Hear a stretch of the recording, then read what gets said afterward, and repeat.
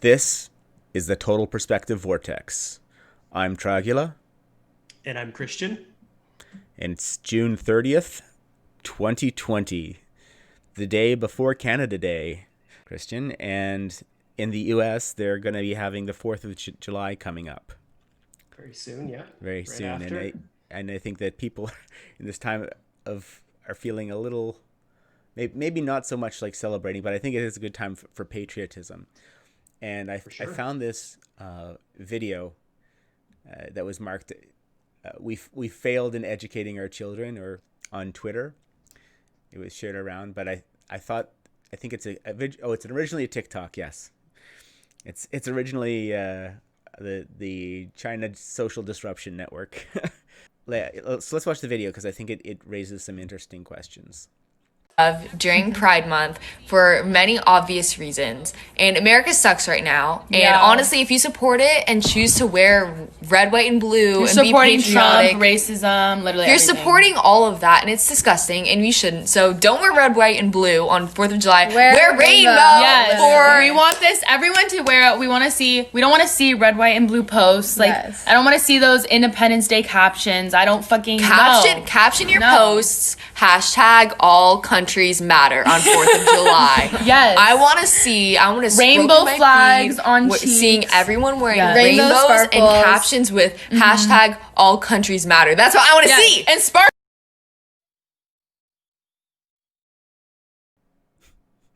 Okay. Okay. I thought you might have more of a reaction to that, Christian. Well, yeah, I'm still you throw things at me that I need to digest for a little bit. uh, right. So that's fascinating. There's all sorts of things that come up for me. So for one, they think they have influence. Yeah, Like, but and how they don't do that. Like and for how they one, phrase for that influence is very revealing about what I was talking about compassion and femininity. Yeah, so the way they phrase it is, I don't want to see this, I don't want to see that, right? So I Right. don't want to see this red, white, and blue. I don't want to see the 4th of July captions. I want to see rainbow. I want to see I want to see all hashtag all countries matter. Right? Right. So Right. again, it's and then there's that role there of like dictating society, and this is why it was so essential that in order to, if you want to disrupt the foundation of society, you go after femininity, you go after women, something to be ashamed of, like feminism has. Right. Right. But also disrupt. I mean, I read this recently, but it was an ex-Satanist who is saying that if you want to disrupt things, disrupt women first, the men just follow. Yes. So so this is exactly a case for that. So I mean, they've been disrupted, and clearly they haven't thought through their ideas, but it doesn't matter, right? Like if you support the 4th of July, it's racism. Like it's very surface thinking, and yeah, and I wonder how much control this actually has. I wonder, they're Gen Z, right? I wonder what Gen Z boys are like, because I feel like women have lost a lot of their power in recent years. Like I see it in dating. I see it, um, I think they still have their power, but it's not being used in a refined fashion, which is the difference. what do you mean? Well, we talk like, and this is the disruptions at different levels, right? Like I talked about the balance between the left and the right, compassion and wisdom as virtues, and the same is with masculinity and femininity. Like there's roles to play, Right. right? So, protecting the home and hearth is about is about seeing what is both about like seeing what the world is like, and how it can be improved. So then wisdom can find a way to improve the world in that direction, right? Right. Right. Right. So there's that balance there of actually of focusing society towards something, or focusing things towards something, and women have sort of, your perception of women losing their power is because they're not focused in what they want when it comes to men and dating. Right? There'll be contradictions in what they want. They want the bad boy who listens to them and meets all of their needs, and they want the family, but they also want the career. Right? If they want it all, they diffuse their power. Well, if they want it all, but I just think that maybe they just, yeah, okay, I think you're onto something. But I think that, because I guess I want to use the example of Cry Wolf, but that's not completely accurate. But it's just, yeah, it's just you've made too many demands. Yes. And and it's impossible. You've made contradictory, impossible demands. That's like what we're talking about. This is one of the ways the left goes too far, when it demands the impossible utopia. Zero sacrifice. I want it all. Right? I want the career. I want the family. I want to sleep around, but I also want a monogamous relationship, a long-term monogamous relationship. Right? These are contradictory things. Like, you can't have one without the other. And that's what's happened. That's why you see this problem in society, is that feminism for too long has told women that they can have it all. Right. So necessarily you're sacrificing one. Anytime you do anything, you're sacrificing all other potential, right? Yes, exactly. Yes, that's it's morality and religion are about navigating the potential futures. Compassion lets us see a potential and single it out that we have to move towards. So women have to be specific. Like that's the thing, is women have to be specific in what they want in a dating and a relationship. So men can actually fulfill that, right? Right. And that's where that lacking, that where the problem is that they've been told that they can have it all, that there's no sacrifice required in that, and that's just not the reality.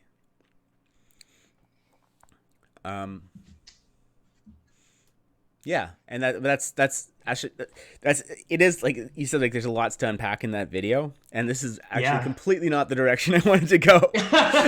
So what are the points that you wanted to make? where I was trying to steer the conversation, like where I was actually looking at is the final point, that all countries matter, because it's sort of, I think I'm not 100%, but I think there's sort of a snub in there on the right, for the right. Like there's sort of attacking all lives matter. Maybe, like, there's that, but there's also sort of, I think they generally believe that all countries matter equally, or they want to push that message forward. So I think there's a double thing going on there that I think is interesting, because I would say that all lives matter, but I'm not going to say that all countries matter. I have a similar instinct. Why do you say that? Well, because all lives matter is sort of as a statement of rights. It's about the categorical. Right. So you're saying that all lives are ends into themselves. All lives matter. Right. Yeah. And I think that's true.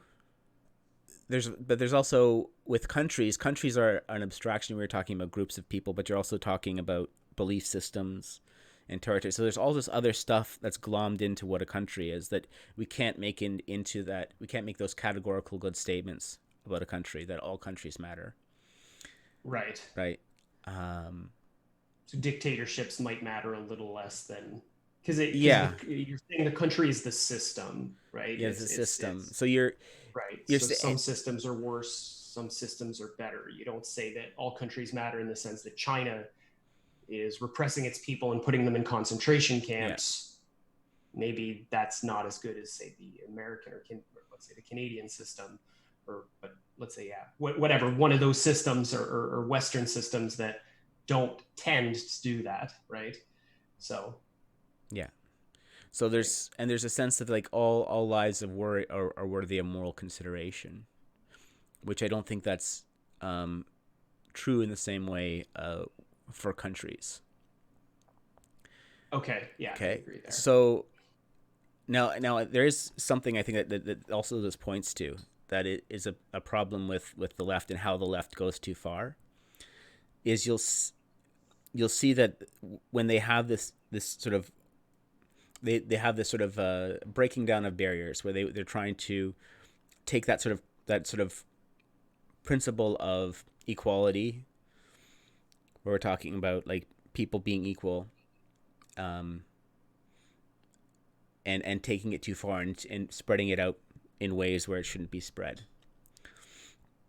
So and this is another thing too I think about the All Lives Matter, is that it's fundamentally about individual human interactions too. Like when you're going down to the level of the individual in All Lives Matter, and when you're Right. and it's like individual to individual, it's a statement of, I need to listen to what other people say because they're sort of in the same boat as me. They are, and it's a recognition that you're not the only spark of consciousness in the universe, and that you need to negotiate with these other sparks of consciousness in order to develop things like countries in the first place. Right. Right. But right. And when you start or the Christian insight that have all these sparks, that they're have value in and of themselves. Yeah. It doesn't mean that they can't sin or whatever, but certainly that they have value. Yeah, I'd say more than just Christianity have that religious insight. At least it. No, it's just Christians. Just Christians. I don't mean to say that it's exclusively Christian. I just mean that from a Christian perspective. Yeah. Okay. Yeah. Spark of the divine in everyone, and yeah, spark of divine, and but there's another important invocation that I think that the left completely ignores in this, and that's my life matters, right? Because I'm the steward of my own life. So, right. And that's when you say all lives matter. The person who is in the best position to take responsibility of one's life is oneself, right? So my life matters, and you have a moral obligation to do so. Yeah, if you have a moral obligation. If we're all responsible for all lives matter, like sort of like if we all sort of see the value of all lives matter, then it is incumbent on each individual to take care of their own life, right? Right. To the best of their ability. Absolutely. Right? So my lives matter. And I would say that countries are more of an extension of that principle.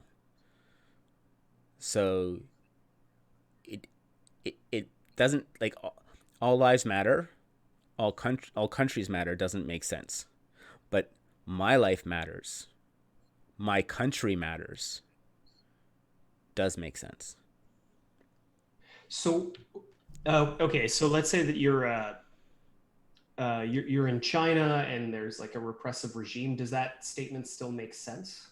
Yeah, I think so. Life matters, my country matters. Because I am the steward of these things. Because I am the one in the best position to make them better. I see what you're saying. So if my country if I'm dysfunctional, I should do something about it. If my country is dysfunctional, I should do something about it. Yeah. Places the onus, is that the word? Onus on the individual. On the individual, right? Right, because that's an abdication of responsibility. It's just all these things matter equally, so I don't have to worry about any of them. Right. But there is another way here that the left goes too far that we have to pay attention to, because when you're flattening the field, you're overextending your morality. There is an abdication of self, and personal responsibility, but also that responsibility for your whole stack of tribes as well. I'm not sure what you mean, stack of tribes. So we talked. It was a little bit of it from my racism is tribalism, racial tribalism video that we discussed yesterday. Yeah. I talked about how there's good tribalism and bad tribalism, and the best oriented form of tribalism is what it was originally designed for, is family. Right. Right, and this is what the left does when they try and flatten the moral landscape. Is they try and extend family, and family doesn't scale. Right. Because but family is fundamentally compassion based, and it so you have to because when you have family members, you pay attention to each other, you care for them in a similar way that you care for yourself because they're closest to you. So that's like the lowest level of the tribal stack. So well-oriented tribal stack is open to discussion, but my opening gambit is family, friends, community, country. So each of those is a tribe that you must attend to. And this gets back to what Jordan Peterson said about sort yourself out. And once you've sorted yourself out, sort your family out, right? See what you can do to improve your family. Once you have yourself pretty much in order, reach out and try and do something for your family. Then do something for your community, like your work, your friends, if you manage that level. And then, if you have all of that much of your house in order, if you manage to get that far by some miracle, then start commenting on the country and society. Right. Right. Because if people ordered it that way, there'd be a lot less, lot less activity on Twitter for one. With all the yeah, but that's where we get to that whole my life matters thing, right? You're in the best position to take care of your life, and if all lives matter, then each of us should try and focus on where we have the most impact, our own personal life. And then we should branch out a bit to our family, which is where we what we need to attend to next. And after a family, friends, community, country. So that's the stack that I'm talking about, the tribal stack. So to bring it back to here, the way the left can go too far is when they start attacking their own stack in comparison to others, where they start tearing down their stack and not, instead of taking responsibility for it and trying to making it better and giving healthy criticism, they tear it down out of sort of a sense of resentment and to elevate themselves. Right. Right. Because in a sense, your tribe, your social system is in a position, sets the rules for the meritocracy, sets the rules that you use to judge yourself. The way I'm going to phrase it is put yourself above society, above your community, above your tribe. So instead of doing the hard work, becoming a leader for your tribe, instead of doing that, if you want to jump the line and be, it's a way of putting down your society using this sort of critical theory to attack your society, is a way of elevating yourself above the society, as opposed to try and work your way up the hierarchy in a meaningful way and become a leader. So would it be like social justice enlightenment or something? This is about social justice, and it's about. But I mean, but the critical word there, enlightenment. Like it's like, this is an enlightened position. Yeah, I mean, so that's the ideological loyalty signaling, but it's tearing stuff down to bring yourself up. Right. It's not offering any constructive criticism. It's not trying to make your society better. It's not taking responsibility for it. It's just tearing things down so you can stand above it, right? Right. And that Right. thing no longer judges you because you judge it. And you judge it with contempt. So then in your mind, and the mind of your ideological tribe, you're above it, right? Right. So Yeah. they're seeing themselves as above America. So you're saying that that your country in particular, it reminds me of was it there was that bookstore. So when Donald Trump is supposed to have said shithole countries, there was a bookstore in San Francisco, I believe it was, that um, they put together a table at the entrance, and it said books from shithole countries as a kind of fu to Donald Trump. The thing is that Donald Trump, if he had said that, didn't list out countries, Mm-hmm. right? So they had a way. So whatever books that they put there, in their minds, this had to be the shithole countries. So I want to say similarly, um, it's like our country is terrible, whatever, but you're still showing a sort of a preference ranking, saying that yours is better because it is worthy to take down, and all these other ones we need to infantilize. Let's say. Yeah. Yeah. Yeah. Something along So those there's lines. an evident right. There is a preference scale that shows through, even though it's all twisted and yeah, exactly the way that you discuss it is twisted and approach it is twisted, but it still shows that there is a value scale hidden behind there. Yeah. Yeah, and this is why that sort of oppressor thinking is so toxic, because it avoids you having to ask the hard question of, well, why is my country better? Like, what are we doing? What's Right. good about America? Right? What's worth protecting? What's worth protecting? Bolstering? Like what Needs to be renewed? What are we doing right? Right. My question. Right. That's a tough question. Then you got to think, and you can't just virtue signal in a single, like statement like all nations matter.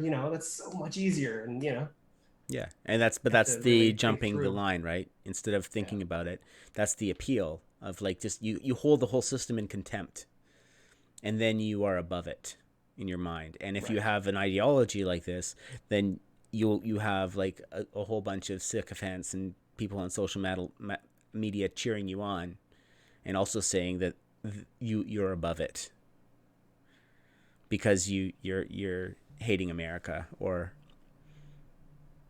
hating the system, right? So, wow, this went much more in depth. I had like a whole set of things that I wanted to talk about today, but we never got the first one, past the first one. But I think that's good. Yeah, I think we got some good material. We got some good thoughts out there, and we did talk about some important things. Yeah, so I think it's a good place to stop. It is a good place to stop. Yeah. Take care, Christian. Take care. Cheers.